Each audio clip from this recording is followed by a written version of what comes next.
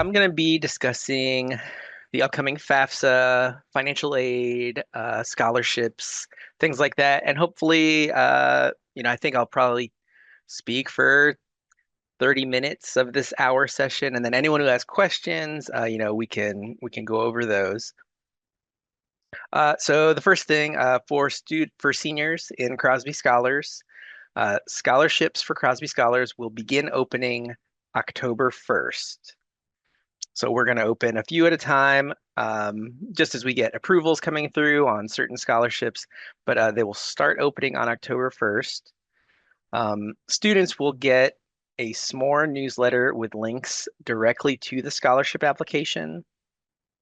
You need to apply through our scholarship application hosting site. It's called submittable.com. You'll have to make an account and you'll apply for all scholarships and in the future, the last dollar grant through Submittable.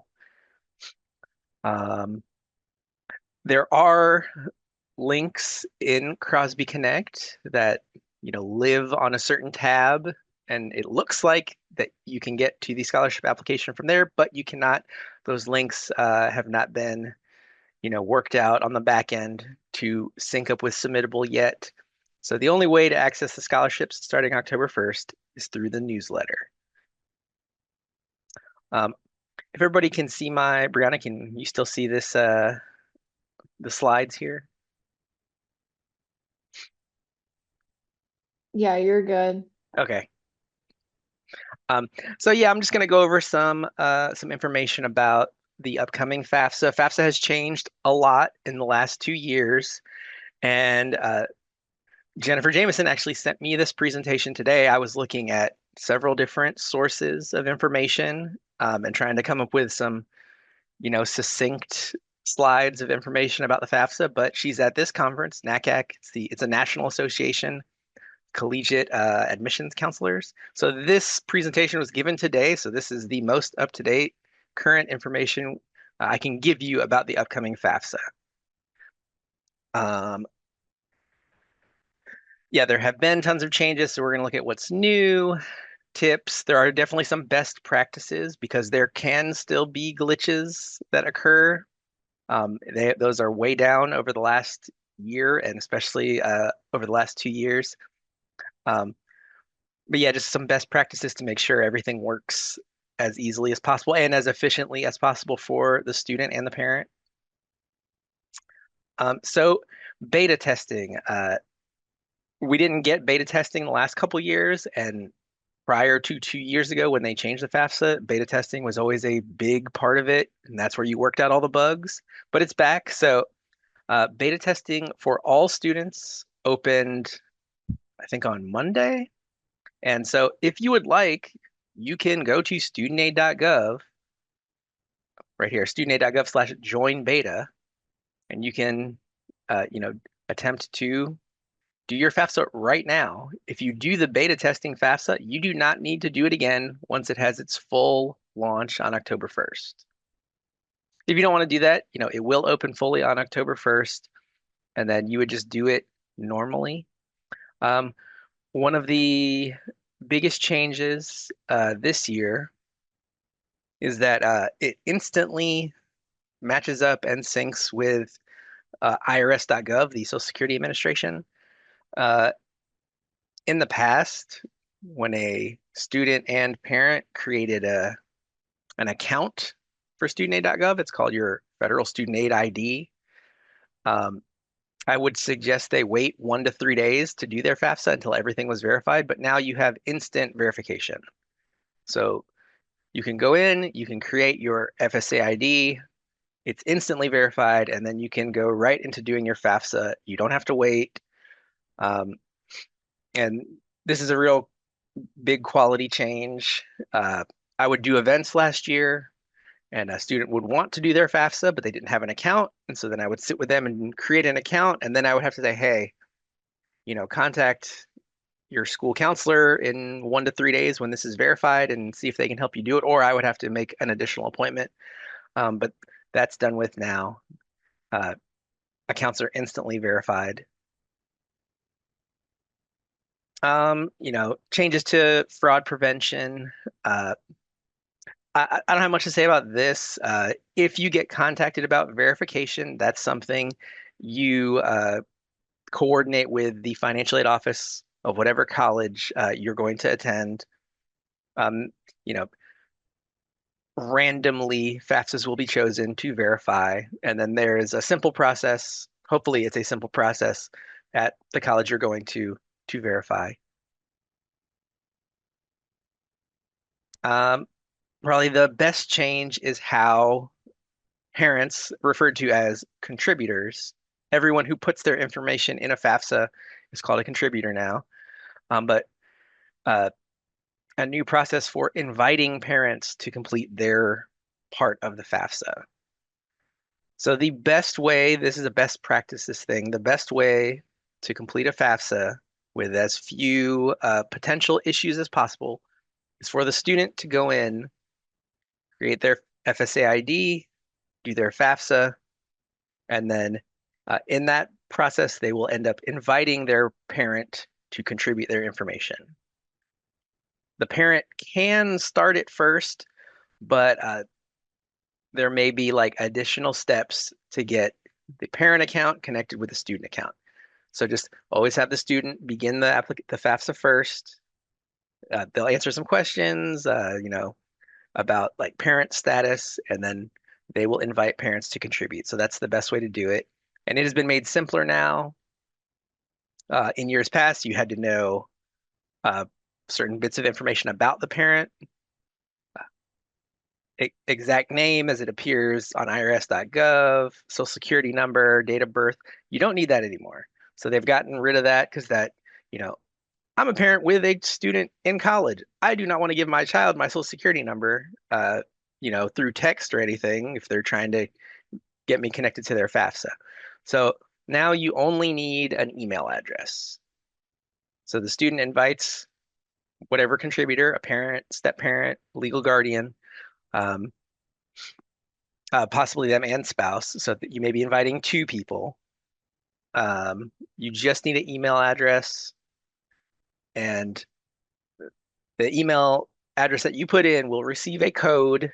So you just need to use that code, and that will connect the student portion of the FAFSA with the parent portion. Yeah. So yeah, here's an example of the code. So you're just going to get an alphanumeric code, some letters and numbers, and that's what you're going to need to get your section of the FAFSA connected to the student section. So great change, much simpler, more secure with people's information as well. You'll need to the parent will need to accept that. There's the accept button. This is a example of email on somebody's phone and the code.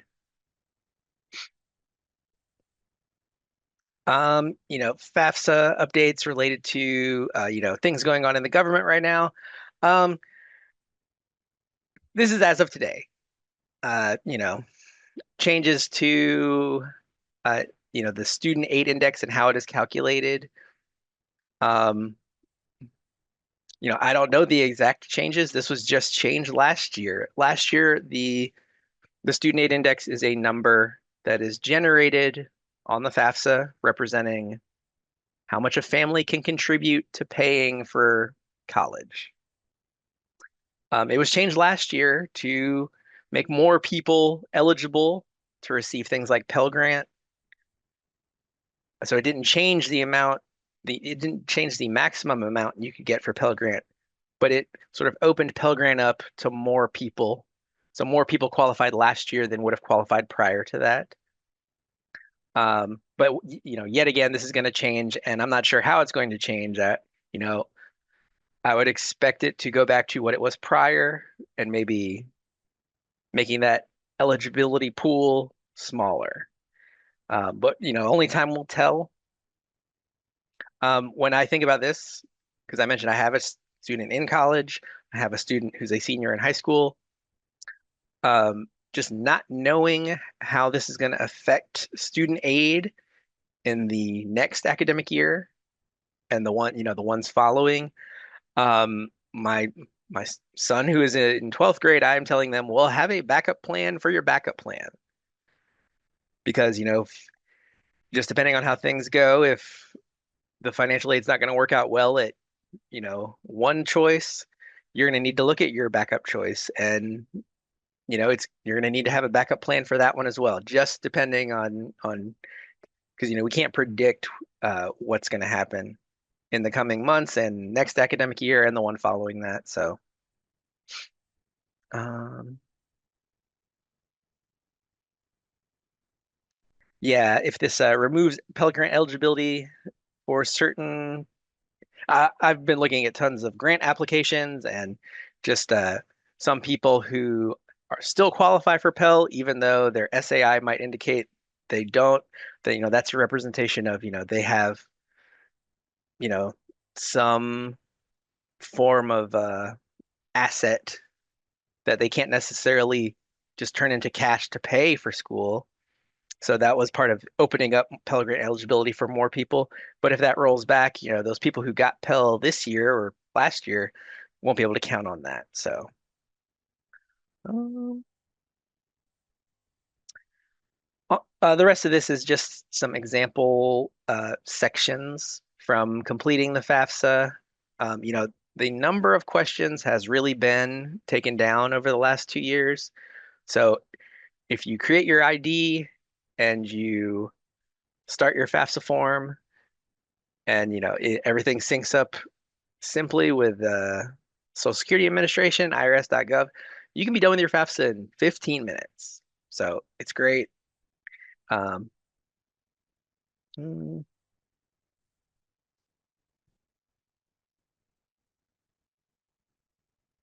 so deadlines, there have been cases where when I worked at a college, a student would be sort of paying out of pocket because they had issues completing their FAFSA. You can still get your FAFSA completed all the way up until June 30th of the following year. And, if you get it completed and get it submitted, they can sort of retroactively apply financial aid that you are eligible for. Um, but still, best practice, get it submitted as early as possible. As I mentioned here, some aid is limited, uh, federal funds, state funds. You won't be eligible for funds from the state of North Carolina either if you don't get this completed. So, to get ready, yeah, create an account. Even though you can create an FSA ID and immediately fill out your FAFSA, I still think it's just a good practice, best practice, a good idea. Get your account created ahead of time. Um, Understanding dependency. This is a question that comes up frequently. Um, what what does dependent versus independent mean on the FAFSA? It does not mean the same thing as it does on your taxes. So if for a student to be independent on the FAFSA and be provided financial aid as an independent student, um, they need to be either 24 years old, they need to be married, or they need to have a child. Um, or there needs to be some other situation regarding like they're orphaned, a ward of the court, or something along those lines. Um, just because you are, if you happen to be 18 years old, you're going to college, you file your own taxes, you support yourself, um, technically you're still not independent on the FAFSA unless, your parents are completely out of the picture. So this is a question I would get many times a year when I worked at a college and, just helping people complete FAFSAs since I've worked for Crosby Scholars. Just because you file your own taxes and sort of provide for yourself as a, 18, 19-year-old student doesn't necessarily make you independent on the FAFSA. This is, you know, dependent versus independent as defined by the Department of Education. Uh, your taxes, that's dependent or independent, defined by the IRS. So they're not the same definition.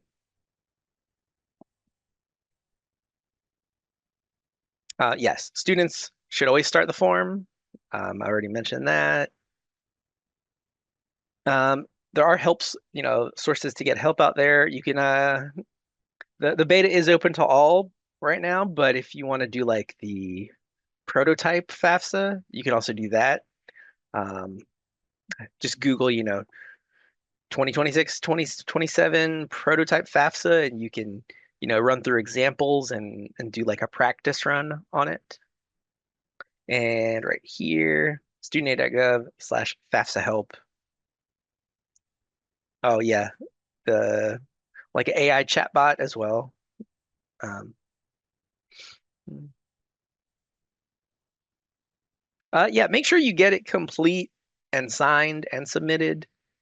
Um, that has not been as much of an issue in the last couple years, but uh, you know, 5 years ago when I was working at a university, people would think they were done, but maybe they just didn't sign and submit. There's just the last button, sign and submit. Um, or maybe the student did, but the parent didn't get to that step. So yeah, it needs to be signed, signed and submitted by every contributor, student and one or both parents, depending on who's on.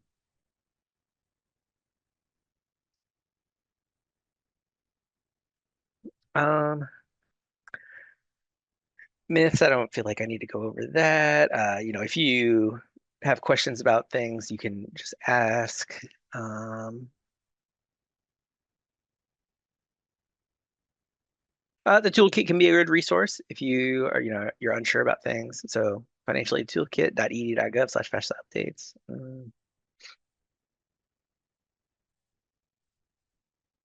And yeah, I mean, just last few things to say about the FAFSA. It seems to be working well finally, and so all the changes that they thought would be great changes 2 years ago finally do look like really good changes, just for simplicity and getting things done more quickly. Um, oh, very convenient Q&A slide. I can use that as well. Any other things before I take any questions?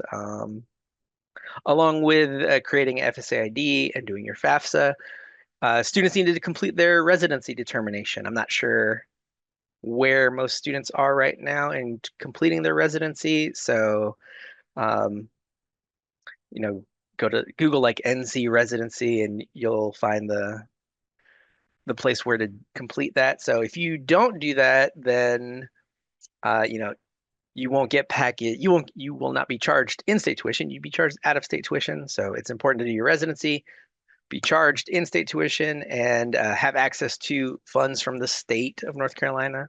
So residency determination is important to do.